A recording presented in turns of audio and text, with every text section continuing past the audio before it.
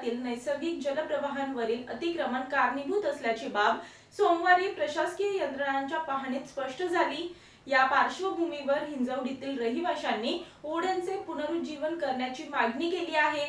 Hinjawadi IT पार्कची उभारणी करताना या परिसरातील ओढ्यांना जाणीवपूर्वक नाल्यांचे रूप देण्यात आले। डोंगरावरून वाहत येणारे हे ओढे बारमाही वाहत नव्हते, त्यामुळे त्यांची पावसाळ्यातील वाहन क्षमता लक्षात न घेता त्यांची खोली आणि रुंदी कागदोपत्री गृहीत धरण्यात आली।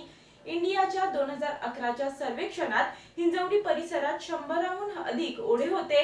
नंतर विकासाच्या नावाखाली बांधकामे करताना गृहनिर्माण संस्था आणि कंपन्यांनी हे बुजवले, असा आरोप Hinjewadi IT park residents welfare असोसिएशनचे रवींद्र सिन्हा यांनी केला।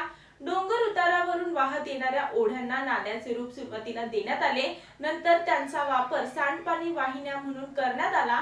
त्यानंतर पावसाचे पाणी डोंगरावरून खाली आल्यानंतर ते वाहत जाऊन नदीला मिसळण्याचे नैसर्गिक प्रवाह बंद झाले।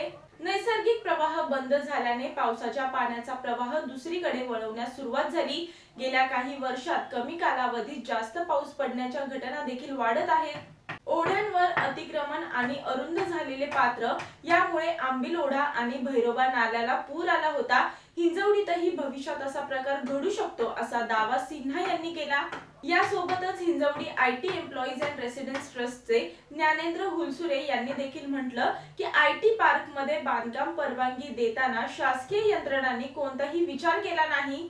पावसाचे पाणी वाहून जाण्याचे नैसर्गिक प्रवाह बुजवण्यात आल्याने ते पाणी रस्त्यावर येत आहे। रस्त्यावरील पाणी शेतीत जाऊन नुकसान होत असल्याने शेतकऱ्यांनी सीमा भिंती बांधून हा प्रवाह पुढे रोखला आहे।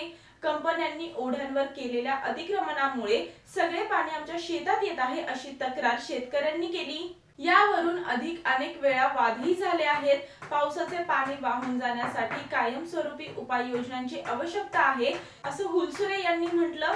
यामुळे भविष्यात आयटी हब असणाऱ्या हिंजवडीला मोठ्या नैसर्गिक आपत्तीला सामोरे जाण्याची भीती निर्माण झाली आहे।